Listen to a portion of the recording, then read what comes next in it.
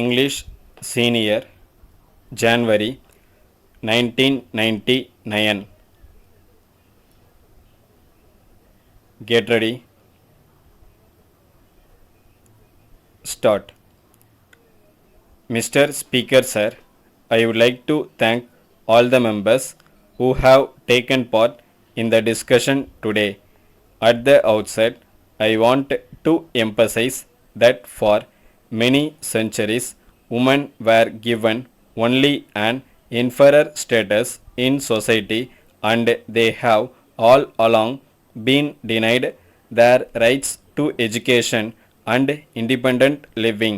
The government has taken a major decision to improve the deplorable condition of women in society.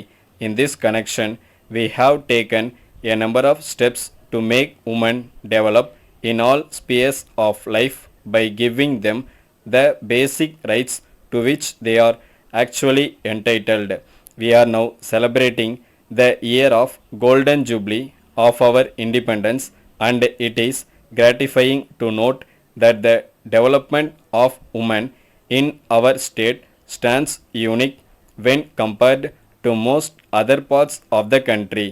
When we talk of women, our attention naturally goes towards the children also. The policies of our government have been adopted as a model by the government of India as well as by other states. The noon meal program for the school children introduced in our state has been followed as a model throughout the country. The foundation of a strong nation lies on strong and healthy citizens.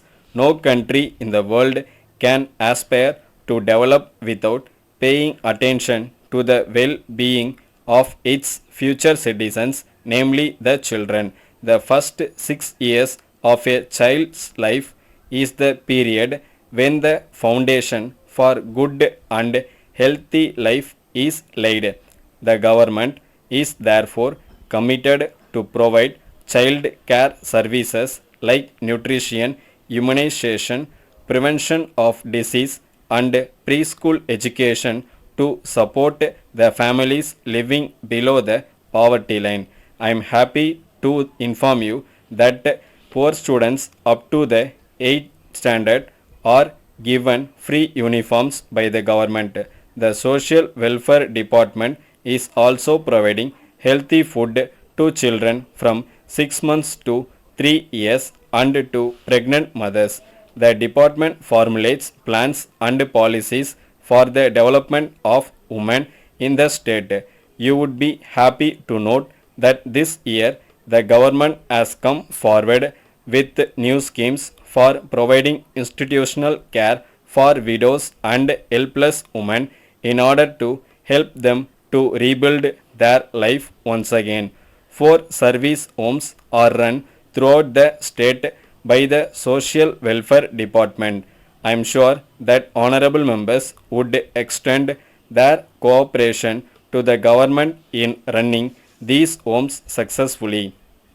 You are aware that with the increase in the level of education, more and more women are seeking employment opportunities today.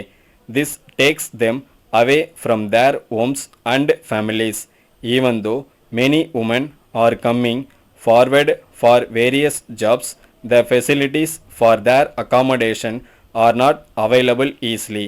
Taking into consideration their hardship, the government has decided to open 3 more working women's hostels in urban areas this year.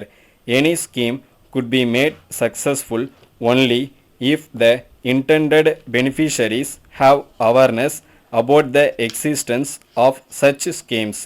Therefore, in order to provide information to women about the various schemes implemented for their welfare, a guidance center is functioning in the state. Many honorable members today spoke about the need for support for the girl child. The government, after careful consideration, have formulated a scheme for providing financial support to the parents to provide for education and marriage of their girl child. In this connection, I am happy to state that from this year, incentives would be given to those parents who opt for family planning after the first or second girl child. With this, I conclude my speech and request the House to grant the demand. Letter from Golden Shipping Corporation, Bombay, to the Secretary to Government Ministry of Surface Transport, New Delhi. Sir, we are a reputed company in the shipping and clearing industry for the past 2 decades. We would like to inform you that all along we have been enjoying a very good relationship with the port authorities as well as the departmental officers. But we are sorry to say that of late we are facing many difficulties in the allocation of berths in the various ports in the country as well as in getting various certificates prescribed by the government. In this connection, we would like to place on record that our business interests are genuine and lawful, and we assure that they will remain so in future also. We feel that the department officials are acting in a biased manner due to pressure from rival companies. Even if we submit all the forms and documents in a proper manner, they are returned back for some reason or other. Our employees are made to run from pillar to post to get approval and sanctions. This kind of non cooperation and delay not only affects our functioning and clearing activities but also affects the good name earned by our company among the customers. We therefore request you to kindly take into consideration our past record and instruct your officials to help us in completing the routine formalities at least in future. Yours faithfully. Stop.